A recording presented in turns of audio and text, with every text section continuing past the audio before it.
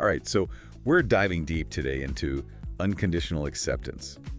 Yeah, it's a phrase we hear all the time, but I feel like maybe we don't always get it fully.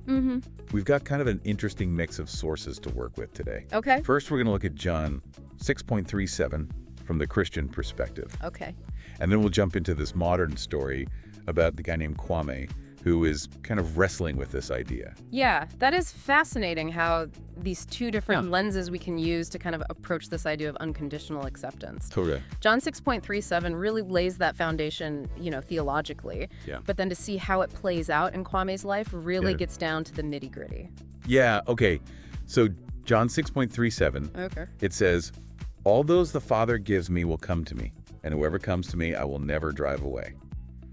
Whoa, that's right out of the pretty powerful. Yeah. Well, What's a deeper meaning here? Well, I mean, it's more than just a nice sentiment, right? Like this verse in Christianity, this is really foundational for understanding God's character and how salvation works. Okay. It's saying that God is actively drawing people towards Jesus, not waiting for us to figure it all out on our own. That's interesting, this idea of being drawn to Jesus. It sounds almost mystical. Yeah. What does that actually look like or mean? Yeah, well, it's not like some supernatural force, Right. dragging you by the shirt collar. Right. It's more that God initiates the relationship. Okay. Extending the invitation first. Like it says in John 6.44, no one can come to me unless the Father who sent me draws them. Okay.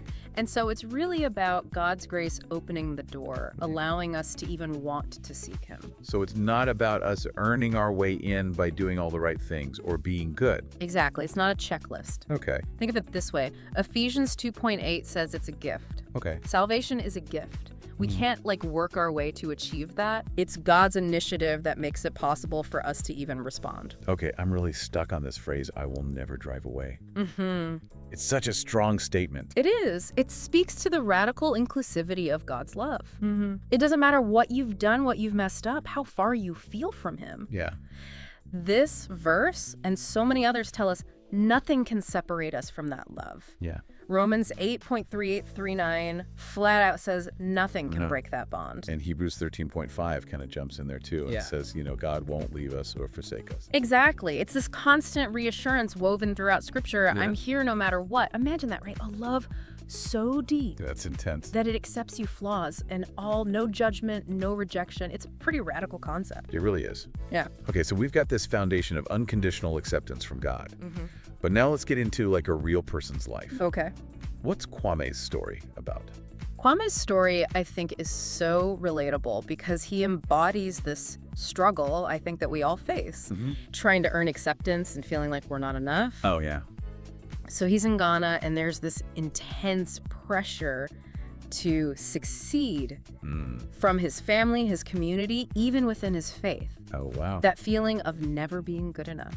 I bet a lot of people listening can relate to that. Oh, absolutely. Yeah. It's like this constant pressure to achieve, to prove your worth. You see it everywhere. Yes, exactly. Kwame's story, I think, holds up a mirror to our culture's obsession with performance and achievement. We're conditioned to seek acceptance through what we do, what we have, not who we are. Oh, yeah. And it leaves so many people feeling empty, always chasing that next external validation. So we've got this powerful message in John 6.37 about God's unconditional acceptance. And then we've got Kwame over here, just struggling with this very human need for acceptance. Yeah. But he's going about it all wrong. Exactly. And that's where his story, I think, gets really interesting. Okay. Things go south for him, his business fails, relationships crumble, and he hits rock bottom. He's lost. He's feeling completely worthless. It's a breakdown, emotionally and spiritually. Yeah, I think hitting rock bottom is something a lot of us have experienced or at least can relate to in some way. Yeah. Yeah. So what happens to Kwame? Does he just give up? He doesn't. He doesn't give up. In this moment of complete desperation, he turns back to his faith. Okay. And I think this is where we see that crucial shift happen.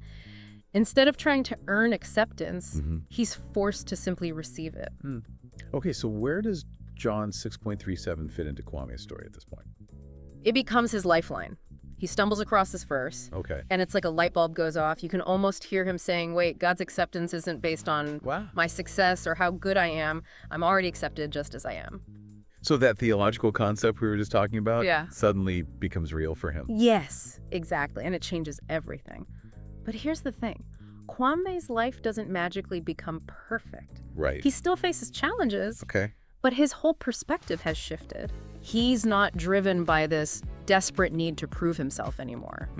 His sense of worth is rooted in something much deeper, Okay. something unshakable. So it's not about like his external circumstances suddenly becoming easy. Right. It's about an internal shift that allows him to handle those circumstances differently. Precisely. Kwame's story shows us that even when things are tough, that internal transformation is what really matters. This is so fascinating. Yeah. So we've gone from this big theological idea in John 6.37 Yeah. to seeing how it can actually play out in someone's life. And we're just scratching the surface. Right. What's really interesting is how this idea of unconditional acceptance can apply to so many areas of life. Oh, yeah. How we view ourselves, Right. our relationships, even our sense of purpose. That's making me think, okay, we've laid some groundwork here, but there's clearly a lot more to explore. There is. And in the next part of our deep dive, Yeah. we're going to unpack those different dimensions of unconditional acceptance.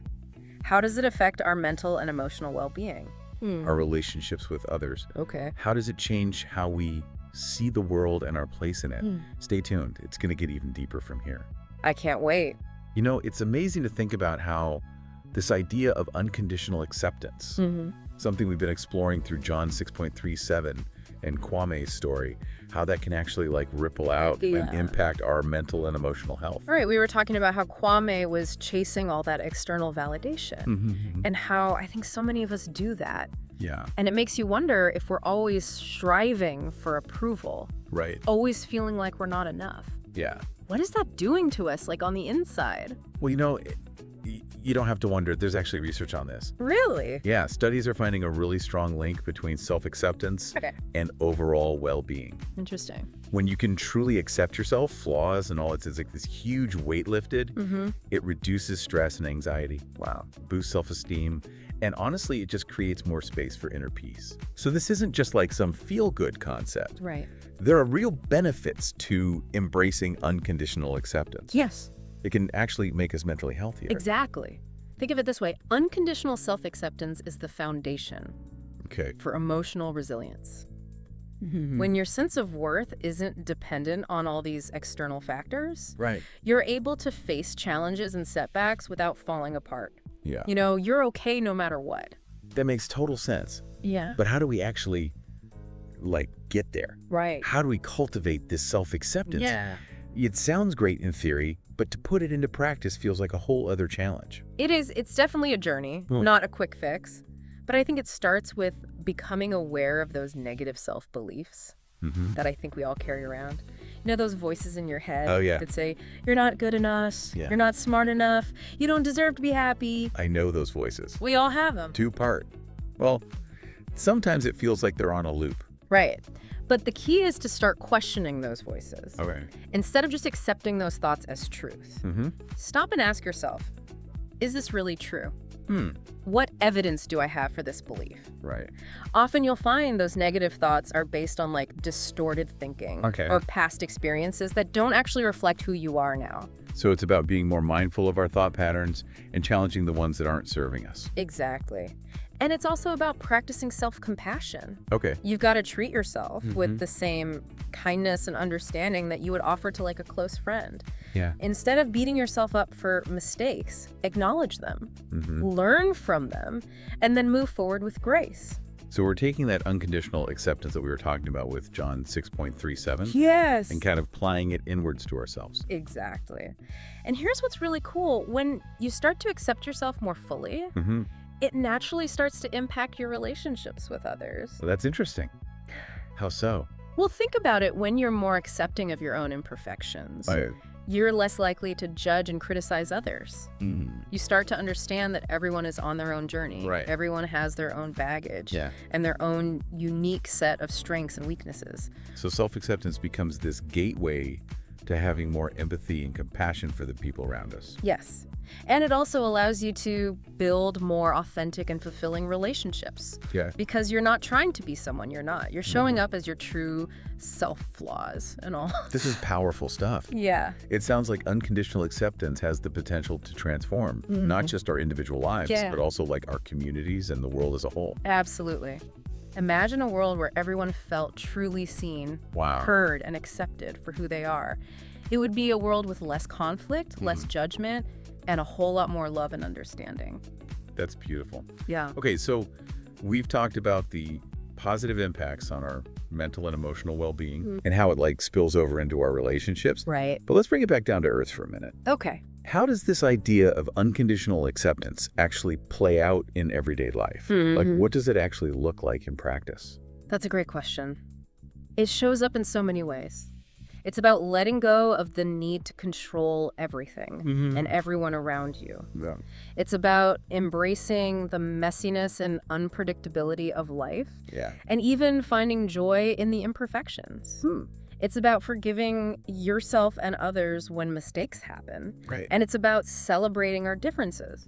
Recognizing that diversity is what makes life so rich and interesting. So it's not about becoming passive or giving up on trying to improve things, Right. but more about approaching life with an open and accepting attitude. You got it. It's about surrendering to what is without judgment or resistance.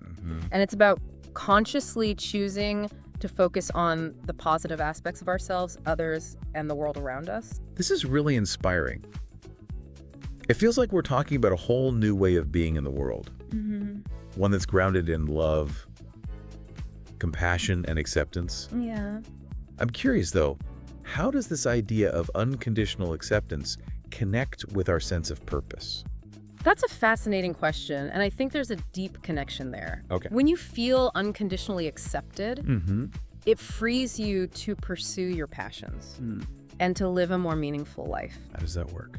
Well, when you're not constantly seeking that external validation, Okay. you're less likely to make choices based on what you think other people expect of you. Right. You're more free to follow your heart Yeah. and do what truly brings you joy. So it's about aligning your actions with your values and your passions rather than trying to please everybody else. Exactly. And when you do that, Okay. it gives your life a sense of purpose and direction. You're no longer just going through the motions. Yeah. You're living with intention and authenticity. This is so empowering. It's like unconditional acceptance gives you the permission to be yourself Yeah. and to live a life that's true to who you are. That's exactly it. And it also allows you to embrace your imperfections, to see them not as flaws, Yeah. but as opportunities for growth and learning. I love that.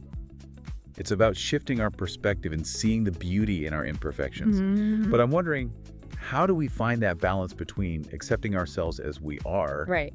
and still striving for personal growth? That's a really important question. Unconditional acceptance doesn't mean we stop growing or evolving. Okay. It simply means that we accept ourselves at every stage of the journey. So it's about embracing the process of becoming Yeah. rather than striving for some idealized version of ourselves that we may never reach. You nailed it. It's about recognizing that we're all works in progress. And that's more than okay. Yeah. It's actually what makes life so interesting. Right? We're constantly learning and evolving, and that's something to celebrate. This has been such an enlightening conversation. Yeah. We've explored so many facets of unconditional acceptance. We have. The spiritual, the personal, the practical. And it's clear to me that this is a concept with profound implications for how we live our lives. It truly does. And I think the key takeaway is that unconditional acceptance isn't about being perfect. Okay. It's about embracing the fullness of who we are, imperfections and all. Right. It's about letting go of the need to control, judge, and criticize, and choosing instead to approach life with an open heart and a compassionate spirit. It's a journey, not a destination. Yeah. And it's definitely one worth taking. Absolutely. And you don't have to take it alone. There are other people out there on the same path, and we can all learn and grow together. This conversation has certainly given me a lot to think about. Yeah. But I'm curious, as we kind of wrap up this deep dive, Yeah. what's one final thought you want to leave our listeners with? As we've been talking about this idea of unconditional acceptance, I keep thinking back to Kwame's story. It's such a powerful illustration of how this concept can really play out in someone's life. And, it's not always pretty or easy. his story is so relatable because he hits rock bottom. Yeah. Like loses everything. And it's only then that he's able to kind of let go of that need to prove himself. And just accept the love and the grace that were there all along. Exactly. And that's a big part, I think, of what unconditional acceptance is all about. Letting go of the need to control. Yeah. Letting go of judgment, letting go of all those expectations we place on ourselves and others. It makes me think about how in our culture, we're often taught to strive for perfection, to achieve, to constantly be doing something. Yeah. To prove our worth. It's exhausting. It is. It's exhausting, and it sets us up for disappointment because none of us are perfect. Yeah. We all make mistakes. We all have setbacks, and that's okay. Unconditional acceptance is about embracing that reality. Okay. About finding peace and even joy in the imperfections. It's almost like a permission slip to be human. Yes. You know, to just acknowledge that we're not always going to get it right. And that's okay. And that's okay. Our worthiness isn't dependent on, Right. our accomplishments or our successes. We are inherently worthy, just as we are. So how do we start to cultivate this kind of radical acceptance in our own lives? Right. Because one thing to talk about it, but actually putting it into practice Yeah. feels like a whole different ballgame. You're absolutely right. It's a journey, not a destination. Okay. And there's no one-size-fits-all approach.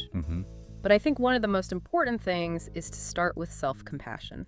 Okay. Treating yourself with the same kindness, understanding, and forgiveness that you would offer to a loved one. That's so important because often I think we're way harder on ourselves Oh, absolutely. than we would ever be on anyone else. Yeah, we tend to hold ourselves to these impossibly high standards and then beat ourselves up when we inevitably fall short. Unconditional acceptance is about recognizing those patterns and making a conscious choice to break free from them. It's like learning a new language almost. Learning to speak to ourselves in a more loving and accepting way. That's a great analogy.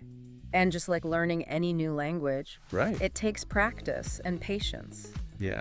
There will be times when you fall back into old patterns of negative self-talk or judgment, and that's okay. Right. The important thing is to notice those moments Okay. and gently guide yourself back to a place of acceptance. So it's not about achieving some kind of perfect state of unwavering acceptance. Right. But rather about continually choosing to show up for ourselves with compassion, even when we mess up. Exactly. It's an ongoing process, commitment to kindness and understanding, both towards ourselves and towards others. And the more we practice that, the more natural it becomes, right? It's like building a muscle. Exactly. The more you choose acceptance, the stronger that muscle becomes. And eventually it starts to spill over into all areas of your life, your relationships, your work, Right. your interactions with the world. That's what's so exciting about this whole concept. It's not just some abstract idea. Right. It has the potential to ripple outward and create real positive change. Absolutely. Unconditional acceptance is a powerful force for transformation, Yeah. both within ourselves and in the world around us. This has been such an incredible deep dive.